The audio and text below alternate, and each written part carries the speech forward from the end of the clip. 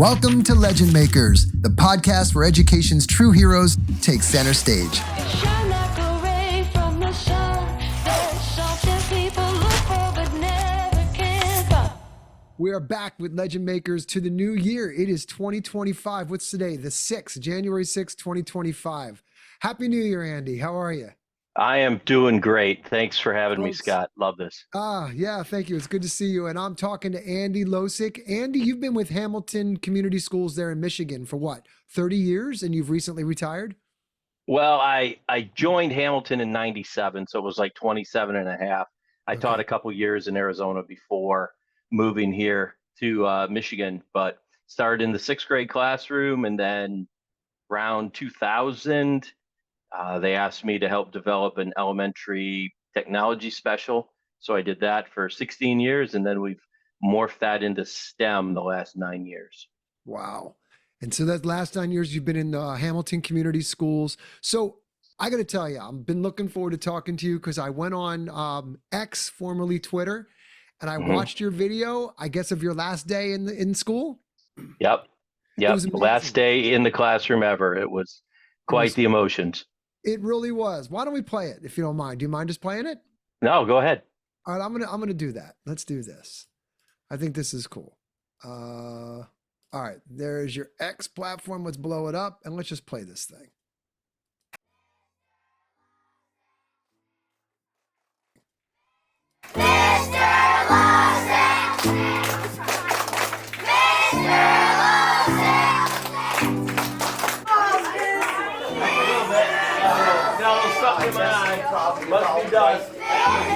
Don't Hide Your Magic by Brad Montague.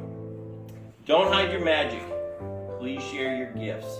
Seeing you shine, it gives the whole world a lift. It's okay to be shy. See, there you go.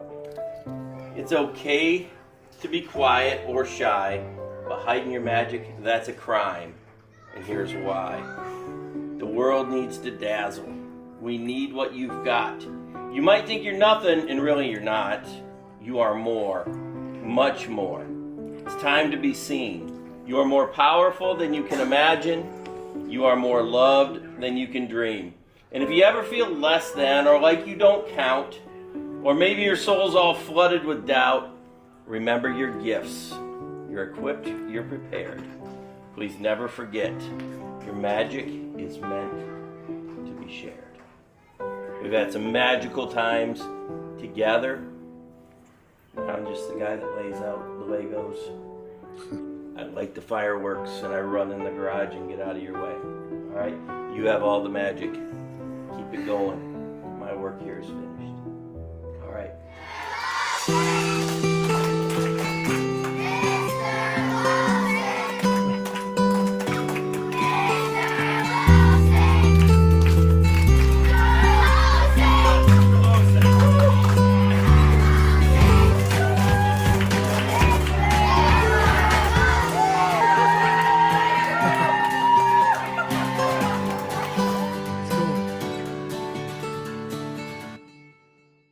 Very cool. Hamilton's PR guy, Zach Herring, he not only he did that one, and then he did a couple other moments for me in the last 2 or 3 weeks that really captured all those emotions in that moment for me. So I'll always have that, and that's great. that's pretty special.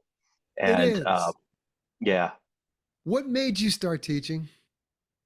Well, I went to college to do anything but teach. My mom and dad are teachers, had 2 aunts and a cousin who were teachers. I was going to escape that family curse. And so I went to Hillsdale College primarily to be a football player. That was that's all I really cared about. I'd figure out something to do there.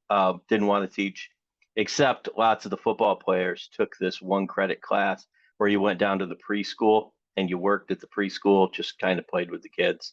And about the 3rd visit, I'm like, gosh dang it. This is exactly what I'm supposed to be. This is exactly what I'm supposed to be doing. So I had great role models, and my mom, who was an elementary, kindergarten, 1st grade teacher for a long time. My dad was middle school football coach, and he's still coaching, just completed his 47th year of high school and middle school football this year. And so, it was something that I knew I could, that I just kind of felt driven to do. Driven And to. it wasn't easy at the beginning. It was a lot harder than I thought, and it took me a while to realize that I could just be myself. I always thought I had to be, some other. I kind of started off like really hard nosed. I guess it was that football coach in me, and realized like this isn't any fun. They're not having fun. I'm not having any fun. And when I just relaxed, it was so much better, so much better. And I've just loved it for the last, probably 28 and a half of those 30 years have been really great, and have just gotten better as I went on, and got to this point though. Yeah, that's amazing. You've taught everything from what, fifth up through high school and early Yeah, elementary? Or- well, I started as a fourth grade teacher in Casa Grande, Arizona, and then eventually moved here to Michigan, where I taught sixth. The year that really made it for me was my Mhm. second year in Hamilton. So this would be 98, 99, and they gave me a split classroom where I had six sixth graders and 17 fifth graders.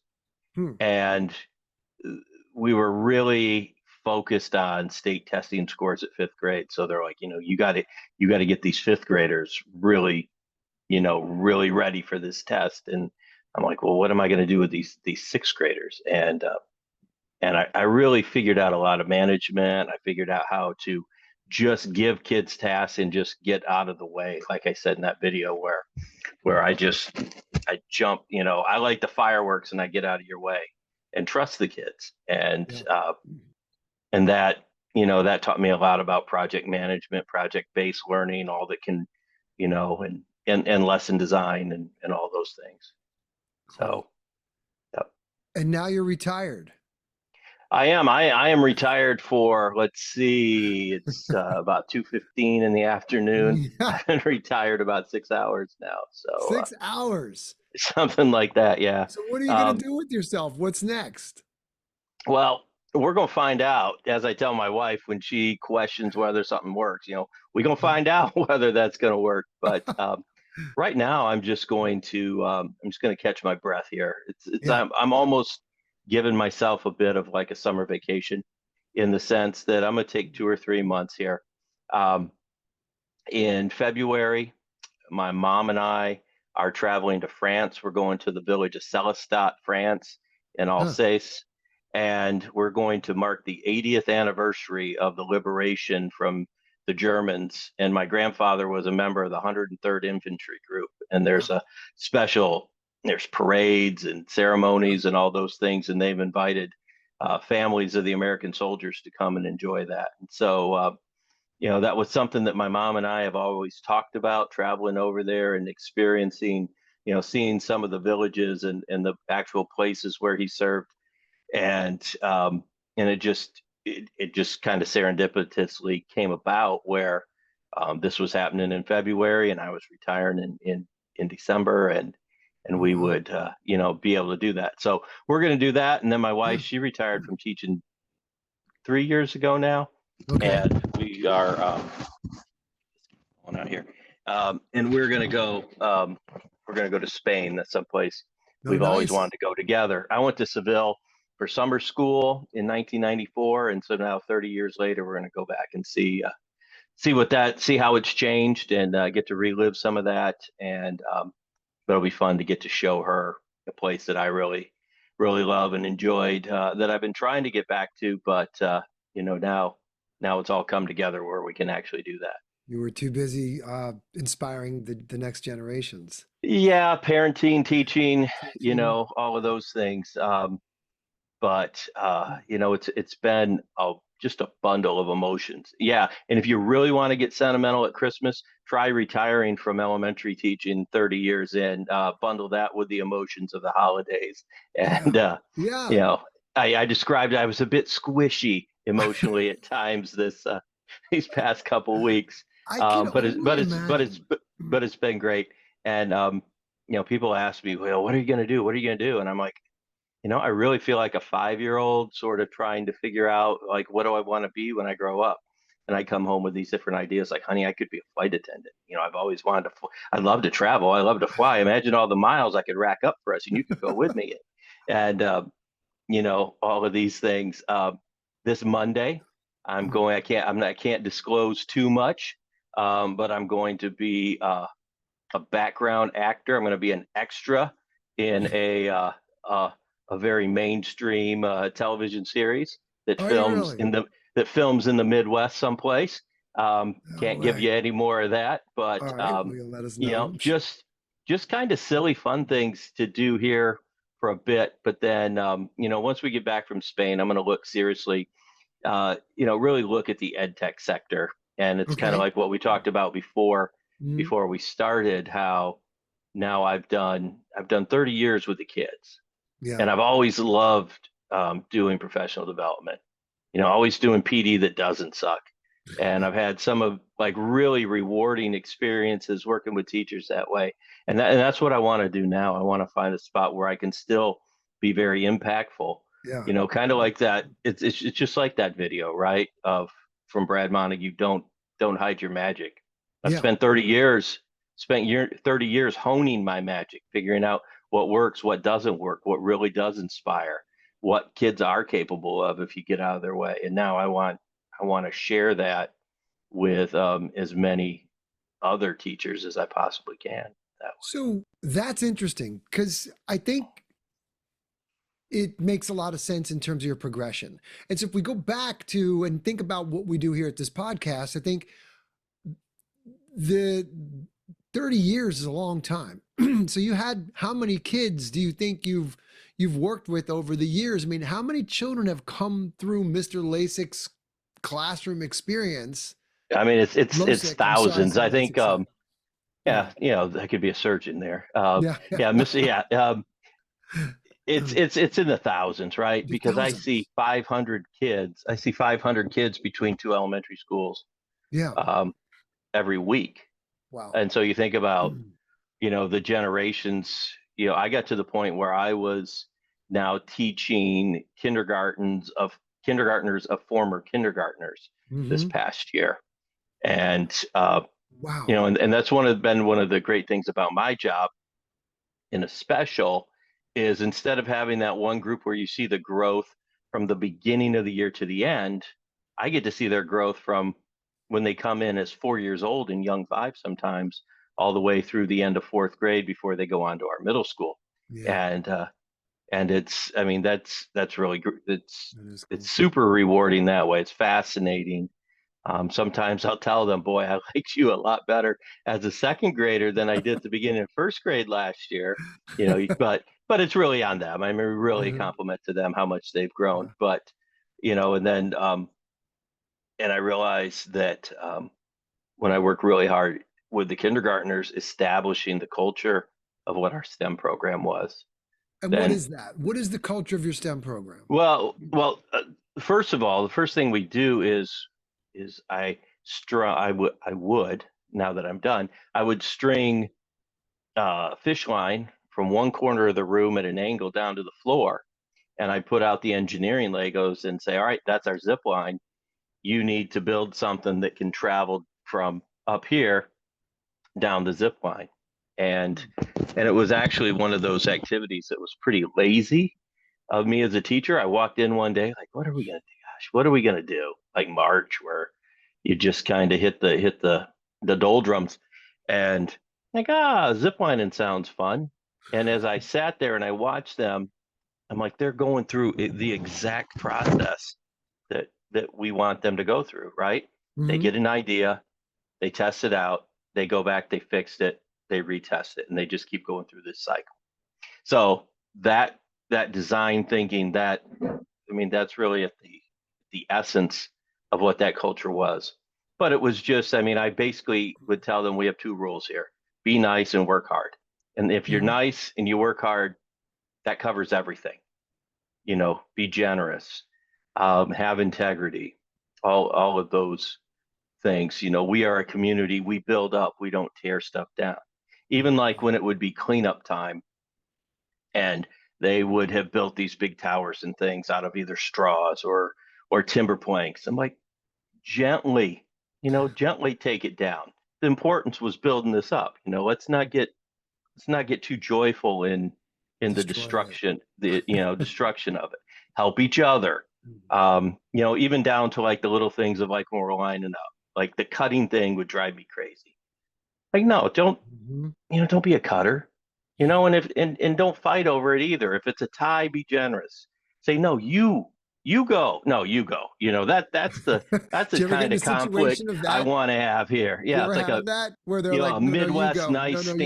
standoff, right? Like, yeah, no, it's like a four-way step. We say in the Midwest, a four-way stop's like a standoff. Like, no, you go, Yeah. no, you know, um, that's a big part of the culture. And then Yeah. it came down to kind of this kind of evolved towards the end of it with the word ope. And ope's kind of a very Midwestern thing we say What here, is OP? OPE. Ope, like, ope, I'm sorry. Ope, you go Oop. ahead. Ope, Okay. ope, and it it helps them learn to be generous, to own their mistakes. Oh, no, I made that mistake. And even I talked about translating to playing football, like outside, like Yeah. like we would just have these recess wars and battles, and kids would come in, and they'd be so mad at you. Like, no, be competitive, but be fair.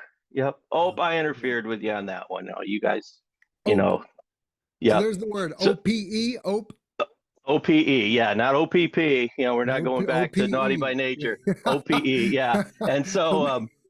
so on my very last day at Blue Star Elementary, we had a staff meeting. I mean, go figure that. Your last day, and you have to get up and go to a 7:20 staff meeting.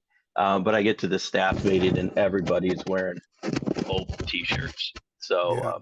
Mm, I can send you a picture cool. of that one too. Yeah, I would love to see it. Yeah. Just just super Yeah. fun stuff. I think the colleagues are, you know, that's something I really realized at the end. Like, boy, what a privilege it is to be surrounded by, just great coworkers and all of Truly. that. Truly. So, Yeah. yeah. And your whole class setup, was it like a STEM? Were you a STEM educator? Tell me more about your program and how you ran things so people get a context of like what was it like, excuse me, to be in your S- class. So tell me more about So that because I'm STEM, looking at your bio. STEM Yeah. worked as a specials class, like you would go to art. Mhm. Yep. Kids go to, once a week, 50 minutes. Each class would come to me. So I would have half the kids at one of the elementary schools one day, and then I'd have the other. So I'd have one set of most of our grade levels are two sections. So I'd have one group of first graders, then I'd have one group of second graders, then I'd have the third, fourth, and they'd run through that. And it would vary from different activities we would do in the fall and what little spring we have here in Michigan. But when it was nice, we would try to get outside Yeah. um, and do as much nature-based stuff as we could.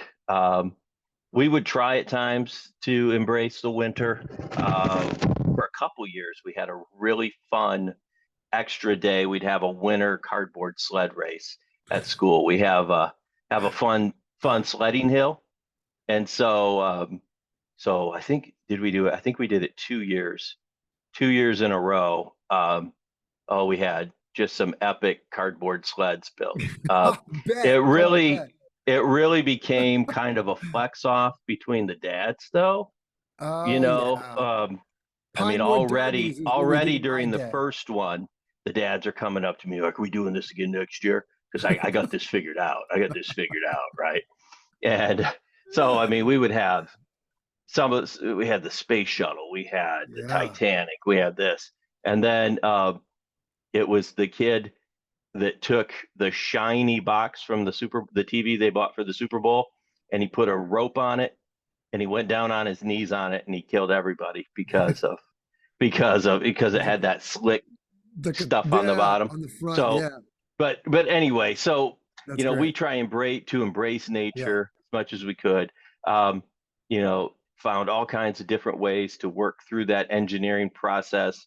Whether we were building with cardboard, whether we were building with just more traditional blocks, using creative Legos, using engineering Legos. Hmm. And then wintertime really lent itself for us to do. That's when we would spend more time doing the technology, doing coding, working in Canva, Yeah. canva.com. Yeah. I had a Glowforge laser cutter Uh, in STEM, and then we would learn to learn the design for the laser cutter, and we cut out all kinds of fun things and put them together and build, and did some 3D printing that way. yeah. So that's just kind of a hodgepodge of some of the stuff That's we've fun. done. Yeah, and I was talking to Brittany Tarr a few weeks ago. I don't know if you know Brittany. She's a STEM educator, K through 4, uh, Illinois, and she's in like a laboratory school where it's a lot of Hmm. play based. Yep. To your Yep. point, you made a comment. I kind of light the fire and then get out of the way, or light the fireworks and run off and let them do their Yep. thing. And she had a lot of that, and she brought up the challenges for a lot of teachers, especially today when STEM's such a big deal, where we talk about STEM, STEM, STEM, and there's a lot of funding for STEM and there's all these opportunities for STEM. But the challenge, according to Brittany, was that most teachers are never trained Right. in STEM. And so you might get, especially in the younger grades, you get like English language arts, you get reading, writing, arithmetic training, right? That's kind of Hmm. how teachers are taught to teach. And STEM is this thing. And what happens is a teacher, 5, 6, 10 years in, uh, hey, Miss Losik, go teach STEM. And it's like, whoa, Yeah. well, what's that? Right. And I Hmm. think there's a sheep. And as I looked at that, I thought, yeah, that makes a lot of sense. So I think there's a lot of people that fall into that category. We deal with it here at Drone Legends. So our goal here is to create things that are real structured, make zero assumptions on what anybody knows, and Right. weave the stems so that we can help educators put together a drone STEM program without having any background knowledge in drones and or STEM, Hmm. right? So you said you made a comment about now when you get back from all your worldly travels and you decide to do part 2 of this thing, and now you're going to be, looks like you like have your eye on training educators. Is it going to have a STEM focus, one? And what are some of the things that you've learned? So when you yes or no to that, and then if I'm kind of curious, you made a comment about all the things that I've learned, and I'm sure that's a ton. You probably have a great book in you, and something to think about. What are some of those things? I'm thinking about somebody listening to this now going, hey, that's me. I'm about to get into this, or I'm thinking of teaching, or so what are some of the key things that you've learned in general? And then how are you going to think about teaching to the teachers? What do you think? What are some of those things that you're going to be bringing into like professional development that doesn't suck? What do you, Right. Right. Well, it's a lot of questions. here's a great example of that. So yes, am looking to help as many people, and I've got all kinds of book idea. It's called STEM from Scratch. Okay. Mm-hmm. It's basically go back to when I was in those shoes. So we had done 16 years of elementary technology, and we thought it was really good. And then the other technology teacher and I were called into the superintendent's office, and they said, "Infotech's done. Next year it's going to be STEM." And like, we get a budget? No. Uh, Mm-hmm. I mean, I had to figure out where tables were going to come from. I had to go to the local furniture manufacturer, their outlet store, and work a deal for these little step stools that are like milk stools that the kids would sit on there. So those experiences, and in a perfect example of what you're talking about, um, happened in a Facebook group for STEM teachers, where somebody says, I was the librarian and they told me to do STEM and I have no idea what I'm doing. And so what I had done previously is I had put together a folder of different resources that, basically like a sample curriculum. Um, Here's a must have buying list, and all of those things. And I just said, if anybody is in the same boat, DM me. I got 60 Facebook messages from teachers I can asking imagine. for that stuff, because like you said, it's a big deal. Administration, we want to market, oh, our kids have STEM, or or they're legitimately want their kids to have that STEM experience.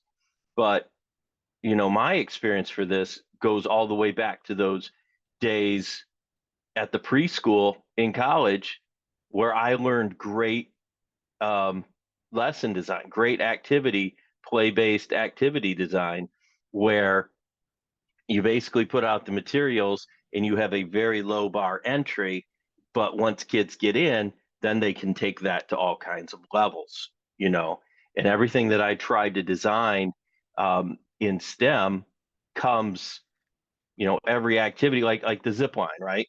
It's Yeah. very simple to put 3, 4 Legos together, snap them on, and send it down.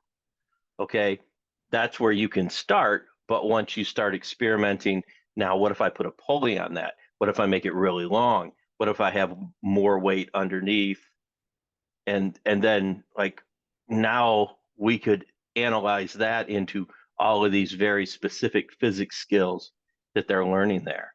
Yeah. So I mean, I tell people just think of something you would enjoyed when you were 6 years old, like playing that way. Have a nice kind of entry level for them, and make it where it's open ended and endless. I mean, that's the most basic part there. Um, but I have so many experiences going all the way back to when we were so excited about this. Oh, we're going to go outside every day and we're going to explore nature. Well, you get outside in September and you realize that the playgrounds are like an environmental travesty, right? There is no life. The last thing you want is life and wildlife on an elementary school playground. Like everything's been trimmed down to the fences. Uh-huh. Um, I mean, you may find some ant hills or bugs or things like that, but Right. as far as actual habitats and what you can, and so you have to be able to, adjust and figure out, well, if we sit in the front of the school and we look across the street at the cemetery where the big trees are, there's lots of birds there. Yeah. Or, maybe we can find some milkweed where the monarch caterpillars are. Well, Huh. that's great until you do that with young fives. And then after school, the young fiver brings his mom back and they pick all the milkweed and they take all the caterpillars home that you had found, true story, that you had found during the class. And so now you have no more They off caterpillars with the to study. caterpillars? They took the Yeah, caterpillars they home? picked all that stuff and they took all the caterpillars home trying to turn them into butterflies. And one of the moms was the librarian. I'm like, what are you doing? You're like, I go, I don't bring my kids here to take all your books home on the weekend. You're taking the only thing we have to study. So That's it's great. it's it's years and years of those experiences. Have you ever had, so you talked about your you made a comment. Did I hear this right? Kindergartners, kindergartners. So Yes. meaning you've generations. And so Yeah. do you have any, what's your, like, what does just stand out? And we've talked about this on the pod before where somebody's come back to you and said, hey, or you have a STEM, or a success story, or somebody's just come back to thank you for, like, what Yeah. stands out in terms of those generational impacts that you've had? I And I was, I think was all telling my teachers wife. do.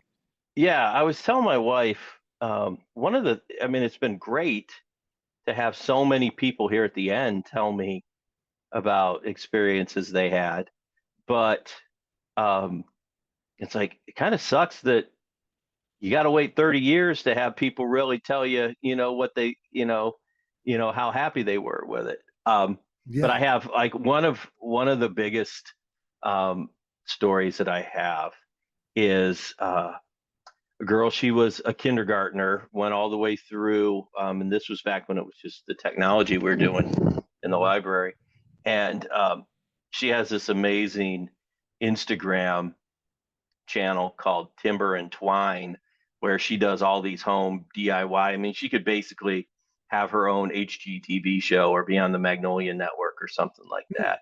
And it's really great to watch that and just see a former student of yours living out the type of, you know, lifelong learning, do it yourself, figure out, experiment, design, all of those things, and to watch somebody that you had in class embody that. Yeah. But that group of sixth graders I had, I think I have four of the kids who were those sixth graders in that split class I talked about. I've had their kids, and Wow. they'll come to conferences and they'll stop and they'll tell me something memorable from 20 years ago that they still remember. I mean, Amazing. one of my first sixth graders, I'll see him around town, and he loves to tease me. So we were learning about weather. It was a sixth grade science unit, and I was trying to show the water cycle. And I told him I was going to make it rain in a box, right? I had it all set up where I had water down here. I had a a desk lamp, and that was going to create evaporation. Then I had ice cubes sitting on over here. I had ice cubes sitting on saran wrap, and then when the evaporation hit it, it would create rain. And it was a fail. It didn't never nothing worked. Nothing worked. I mean, it was 3 weeks ago. I see him at the barber shop. Hey, here you're retiring. You ever going to make it rain in a box before you go? So so you never know what experience will inspire. But uh, you know probably as a new teacher then I was like all embarrassed and super mad Yeah, about it. but right. but now I look back like, man, that's great to show these kids vulnerability and keep going and Yeah. all of those things. And You said, it's hard to wait 30 years sometimes to see. It's like investing, right? Like yeah, if yeah. you're a Buffett guy, you buy and hold, right? You find the good and you Hmm. hold on forever. What's Charlie Munger had a great expression. If you can enjoy watching paint dry, you can be a good investor. And, Yeah, yeah. it's kind of like that thing, the patience, right? But I'm sure you get the quick wins too. I'm sure every day, Oh again, I yeah. forget who we were talking to. I've talked to so many of you educators on this podcast now, but she was talking about the importance of, sometimes it's hard to get up every day. You've got to be the one. She was Yes. saying, day in, day out, because, in full transparency, I haven't been a teacher. I'm 5 years into this Drone Legends thing, and Hmm. I was in sales and marketing for life sciences for 25 years. I was a horrifying student. I was the student you didn't want in your classroom. I wasn't just checked out, I was disruptive, right? I was that kid. And so I was always kind of the non-school kid. And I've only got an appreciation for what educators do, having worked with now probably hundreds of educators over the course of the last 5 years, doing workshops and professional development training for our products and just one-on-one calls, and then this podcast. And I'm always fascinated by what you guys do. I honestly am. I still am, watching you guys day in, day out, good days, bad days. You're people just like everybody else. Hmm. And but she was like, some of those kids may be struggling. You may be the bright light in someone's day. And you always got to Yes. walk in there. They may look forward to Mr. Losik's class because maybe something at home isn't great. Hmm. Maybe they're struggling, they got some family issues, and these are young children, right? And so, that's your beacon, that's your why, that's kind of what you do, that magic book inside. When I founded Drone Legends, one of the first things we did was it's legends. Why? Because inside every child lives a legend, is what we Yep. lead with. And you were doing it in that book. There's the magic in you. Hmm. You won't find, I'm a staunch believer in that, right? I mean, it is what I believe in. And so I think that when you lead with that perspective of unlocking the potential in these kids, because you see it. I love the younger kids because they still dream, right? It's Hmm. fun to watch Yep. them. My experience with the younger kids is they haven't yet been taught not to dream. It Exactly. hasn't been taught Exactly. out of them yet. And so they've got these, and we go back to that old study. We talk about it a lot here with the marshmallow and the spaghetti, and they have to build a structure to hold, or is it a marshmallow? It's something else. I forget what it is, something heavier. An egg. Hmm. It might be an egg. And they have to Yeah. hold the egg on the structure, and they put a bunch of kindergartners in a group, and then they put a bunch of MBAs and lawyers and executives in a group, and they go, okay, go. And for the most part, the kids beat them because they do this rapid iteration. You mentioned it with the zip line. Well, Yeah. they don't overthink it. They just get going. I was just listening to a podcast about Zuckerberg and Facebook, and his thing was move fast and break things. Mm-hmm. Just rapid iteration. SpaceX does this versus NASA in contrast, right? NASA tends to wait, plan, build, engineer, then try it. Whereas Mm-hmm. SpaceX goes, let's blow a bunch of things up and learn from that. And it's Yes. that rapid iteration kind of model. Little kids do that, right? They Mm-hmm. love it because it's play based. They don't overthink it. They just, because they don't know enough yet to try to over engineer it. They just get Mm-hmm. going. That is the most fun about watching the young kids, I think, is just watching them. They're still curious. Really, they don't know enough to be non-curious. Right. Is that your experience with them? 100%. So one of my heroes, he's no longer with us. His name was Sir Ken Robinson, and he used to tell this story about there was a kindergartner and she was coloring or drawing, and her teacher asked her, "What are you drawing?" And she said, "I'm drawing a picture of God." And the teacher said, "Well, no one knows what God looks like." And the little girl goes, "They will in a second. As soon as, when I'm done, they will." Right? That's awesome. Right? Because That's great. nobody's has told her, that she doesn't Right. have doesn't have that power. And that's 100% of that culture that I talked Mhm. about from the beginning. And the fact that that they know you can fail and it doesn't have to work in here. Mhm. We're going to Mhm. work on it, and that's okay. And so if we go all the way back to when you asked me about that, kind of describing that culture, right? We learned right away, not only our playgrounds, environmental disasters for learning about nature, we also learned that after all those years and sitting in desks and doing these canned curriculums, that our kids weren't ready to be collaborators. They weren't ready to be communicators. They weren't ready to be critical thinkers. There was an answer on the paper, and you had to figure out how to get the right answer so you didn't have to do that thing anymore and you could go on to something better. Right. So Right. when they got to STEM, we realized we have to formally create this culture of being inquisitive. We have to create this culture of make mistakes in here, like you said, move fast and break things. It's okay, Yeah. right?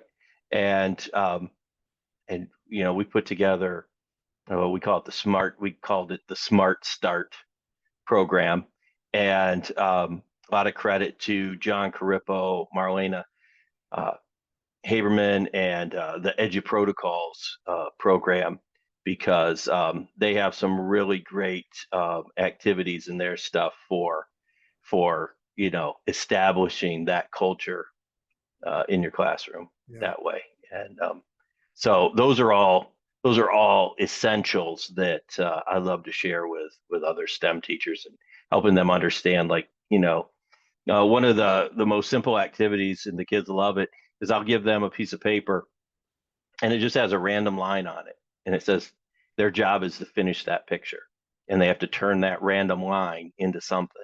Mm. And normally we talk about, it's okay to copy, it's okay to collaborate, it's okay to share ideas. When we do this, no, you have to, this is all you, and you have to keep your idea protected here, because as soon as somebody shouts out, "It's a dinosaur," That's right. when they get the paper, now I've got 16 of 21 dinosaurs on everybody else's papers. But it really fosters great Yeah. discussions with little kids about where ideas come from, Yeah. how to trust your ideas, how Mhm. to pay attention, listen to what that first idea is that popped into your head when you saw that, and to trust yourself enough to run with that idea and turn it into something. Yeah. And if you get halfway through and it's not working, well, guess what? You're only halfway through. You can still fix that. As ideas. adults, we've so lose that, don't we? That idea, that Yes. first thing. Because I was just reading, I read this great book. I don't know if you've ever heard of Robert Greene. He's the guy that wrote the 48 Laws of Power. It's kind of a Uh-huh. controversial book, but this is the daily laws. It's pretty neat. Each day is a passage, each month is a theme, and each day is a passage about that theme. And January, I read it just one passage a day. And January is about going back and finding your inner thing, what the magic in you. It's about going back and Hmm. finding the magic in you even as an adult. And yesterday's or 2 days ago, the thing was, find that thing, remember that thing that you used to get kind of lost in doing when you were a kid, and go do it again. And for me, Yeah. it was, I used to do cartoons, right? And I hadn't picked up a Hmm. pencil. I even went to art school when I was like in my late teens, early 20s, and I haven't drawn in years. And I picked it up and I started drawing my little cartoon characters again. And I put them out on LinkedIn, and it was like these little space guys. And doing that was so much fun. And it made me realize that, yeah, that's really the what I am at heart. And it's why the kind of programs we run now have a lot of that vibe to it, because it's just Yeah. sometimes the best product, as Sean Peary likes to say, is just you pushed out, right? So sometimes the Yeah. best thing is product could be your training, whatever. Tell me about this. I read something today that's disheartening. I saw the stats of from like 2017 up to like, or 2018 up to like 2023, of teacher resignations Yeah. and shortages, and it's not pretty. And so I think that what we try to look at here is, it seems that there's a lot of people leaving the profession and not nearly as many entering it. And for those that are, commend them, right? For those that are thinking Yes. about it, I'd like to think about what do you have? What kind of advice do you have for somebody that is either just about to start Mm. or is thinking about starting but is on the fence? What would you tell those people? Well, I tell them to go listen to The Middle by Jimmy Eat World, that song, because Yeah. I mean, it just takes some time. Little girl, you're in the middle. It'll be all like everything's going to be all right, right? The day-to-day grind of teaching and what it does to you. I mean, without a doubt, it's a grind physically, it's a grind emotionally, and you can get really caught up and not see the forest for the trees when that kid has sworn at you, or you did your very best. You get home and you're immediately greeted with some mean email from somebody's mom or something like that. And so those are the things that can be really discouraging up front. But when you look back and you step back and you realize that you have to have patience, and things will work out, and maybe that lesson didn't work today, but you're going to be a better teacher from it. You're going to reteach it. Those things, I mean, it's really that perseverance and seeing the bigger picture of of what you're actually doing and how noble the Yeah. profession is, no matter what society wants to. you know um, One of the biggest discouragements for me was just how political teaching and public education has gotten Yeah. over the years. And I'll hear stuff I'm like, no, nobody is doing that. So Yeah. it's a grind. It's tough, but So why do it? but stick it out, Yeah, right? and why? Why Well, do it if it's so hard? So this is where I go, and I know why. I'm just trying to articulate it for others that are thinking about it, because it's so important to your point. It's such a noble profession. Like, I got to be honest, if I were to do it all over again, I might even look at teaching as a profession, yeah, especially the young ones, because I love working with those dang kids. I do. I have an affinity you, for it. I feel like I almost missed my calling in it. Now maybe I'm yeah, reliving it now, providing programs that turn kids on to that kind of stuff. I mean, we yeah. have programs for little kids, but why do it then if it's so taxing sometimes, and it can Well, be politically charged, and you've got to deal with, parents and the bureaucracy? There's a million reasons. The rational person might find a million reasons why not to do it. And then there's right, those right. that do, right? And so tell me why to do it. My biggest advice to do it is if you can find your niche and then find your niche within your niche. So for me, it was even when I was in the regular classroom, like Mhm. going all the way back to 1995, 30 years ago, right now, when I was just starting as a fourth grade teacher. I had a wonderful mentor, Yvonne Billingsley. She was a second grade teacher at Troy Elementary in Casa Grande, Arizona. And she started dragging me around Arizona to these technology workshops and conferences and stuff. I mean, we're talking, this is barely past Oregon Trail. This is like Hyper Studio with the big laser disc. And I literally taught a week long seminar on how to edit videos with two VCRs connected with the Did little you? red and yellow and white patch cables Did in the you back. really? Like, so for me, it was the technology of it, Yeah. right? And then that was something that I could be passionate about within teaching, that I could continue to grow with. And then what that led me to were these different organizations like Discovery Channel, Discovery Education. They've been super about building teacher networks. And Mhm. so I started to find my people within education that way.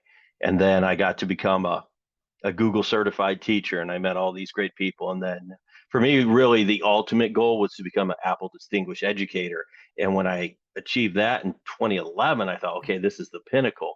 But what I Mm. realized is no, this is now your base camp, because holy cow, here are 150 incredible people you're now associated with, and some of those people have become my best friends in the entire world, and we've done some amazing stuff for teachers that way. So whether that's, if you're really into you're a kindergarten teacher and you're really into the children's literature, dive into going to those reading conferences, or Mhm. you know so many of the tech and the STEM people, like we're the nerdy guys that were blowing up stuff in our sixth grade science classes. Those, you got to be, oh, that's Andy's doing all that stuff with water now. Oh, he Yeah. would be a great STEM teacher, He's gonna you make it know. rain in a And box. then we're, yes, and still trying to. They'll try. Um, it was a great. I blame the Grateful Dead, "Box of Rain," that Yeah. song. That's that's I know what the song. that's what that's what It's one of the a few lot Dead songs I actually a, really a like. lot a I'm not a lot of Deadhead a by lot any, of but I love that terrible song. things in this world could be probably blamed on the Grateful Dead. Yeah, But right? Yeah. but anyway, you know, finding your people, finding your niche within the niche, Yeah. and then just having something where you can personally grow. Um, you know, you you know, as much as you're surrounded by people every day, teaching can be really isolating too. Mhm.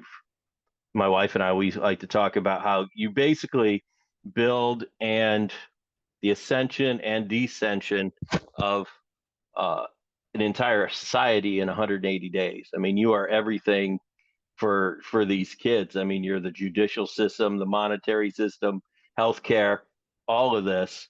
Um, Hmm. and it can be really isolating. Your classroom can kind of be your own island, your own city state.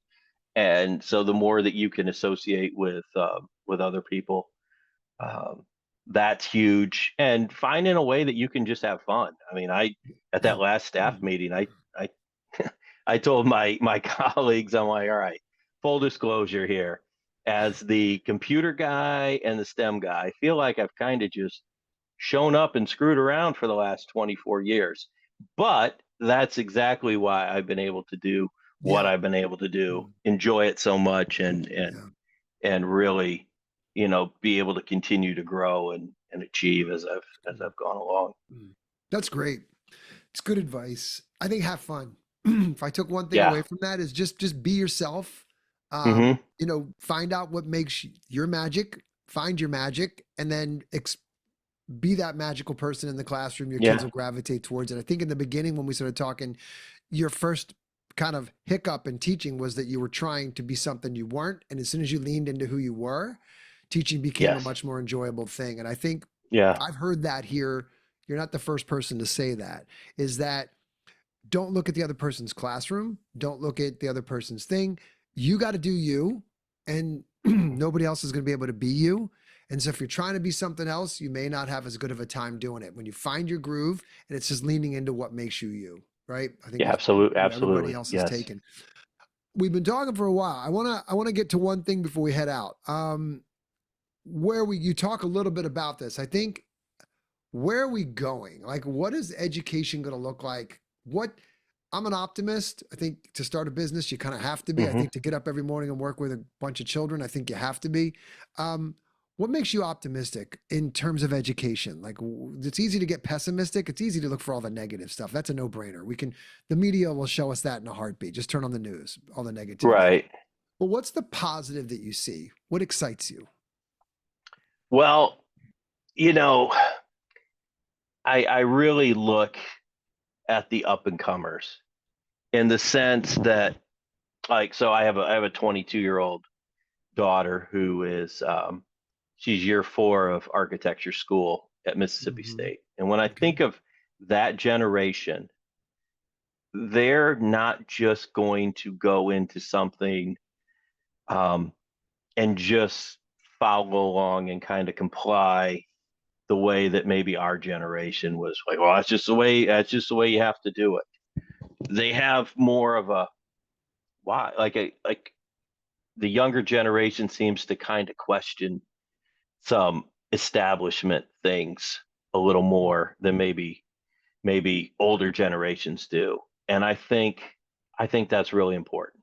I think Why that is that? that Why do you think they do? Is it because they have access to so much information that we were kind of isolated, weren't we? And we didn't know yeah, any yeah. better. I mean, like, well, you're going to go to college and you're going to get a job, and that's just the way it's going to be. Right. And there's a lot of different paths, right? Now to achieving different things, and they're also not locked into, well, my mom was a teacher and my dad was a teacher, so therefore I have to be. Hopefully it's been our generation of telling them that other things are possible, Yeah. that they've gone through school with us where we've told them to, if you see something, address it, find a way to make it better, follow that design process, follow that engineering process, and make it better. um, I think that kind of independent streak from them to question a little bit more.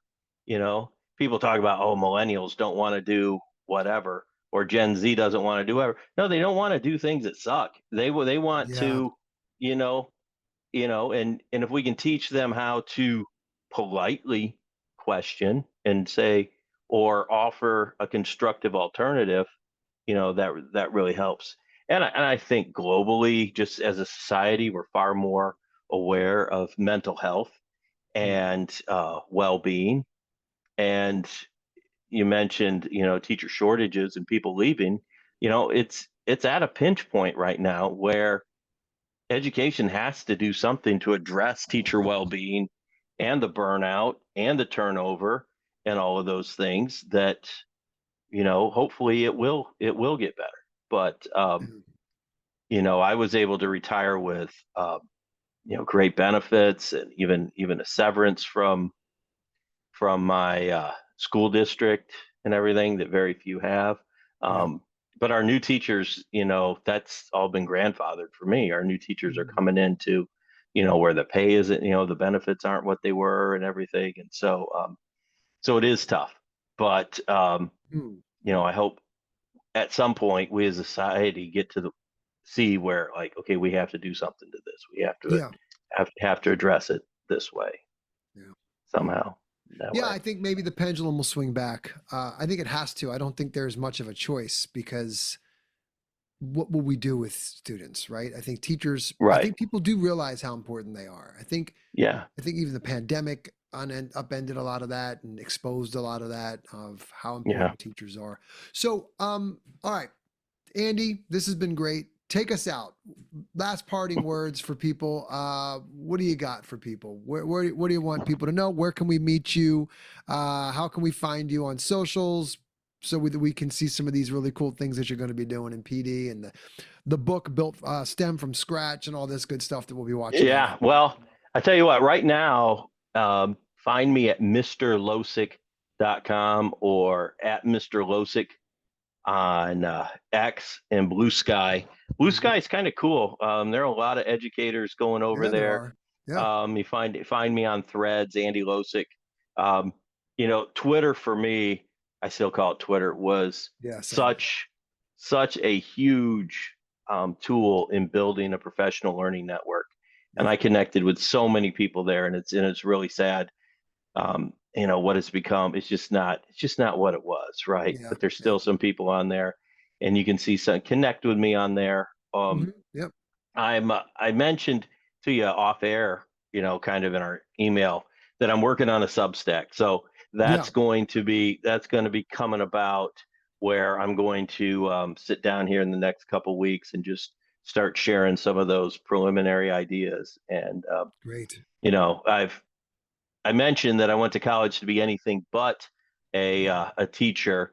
I really wanted to be a journalist, and then I realized we don't have a journalism program here. I was an English minor, and I still love to write. So Yeah. Cool. some type of writing and stuff. But if you poke around, Google me, you'll find all kinds of different things We'll I'm link involved to in. you for sure. We'll link to you. That way people can just follow in the show notes. We keep pretty rigorous show notes. We got a nice thing. I'm gonna link to your videos, your X, your Blue Sky. What we'll do is, when we're done here, you just email me anything else you want us to link into the show notes so that people can follow you. And and I think it's gonna be wild watching your next phase. This is gonna be cool. Yeah. Well, I'm excited. I mean, I can't thank you enough for having me on here. And Thank you for being here. and it was really great transition on my first day of actually being retired and not going. I figured it out. This is the first day since 1976 that I haven't had to go back to school after Christmas vacation. And so, I mean, we got you. So we got your first retirement day. That's us. Yeah. My daughter and lucky. we went to Mufasa, the Lion King, this morning. Did you? I mean, what a joy of being retired is pulling into a movie theater and thinking it's closed. We were the only car in the parking lot. We walk in, we had a private screening. So, I mean, if you're thinking about retiring, 10 o'clock movies on Mondays at matinee prices, and you have the whole theater yourself, I mean, that's a great reason to do it. Pull the trigger on that. Yeah. Awesome, man. Andy, thank you so much for being here. I enjoyed this. We'll get everybody following you. We'll be following your next phase. Thank you so much. I appreciate it. Well, thanks, Scott. And I think what you guys are doing is great, and that's going to inspire a lot of kids, and inspire a lot of teachers. Thank you. So it's been an honor to get to be on here with you today. Thank you. Likewise. Take care, man. Bye-bye. I will. Definitely. Thanks. Shine like a ray from the sun.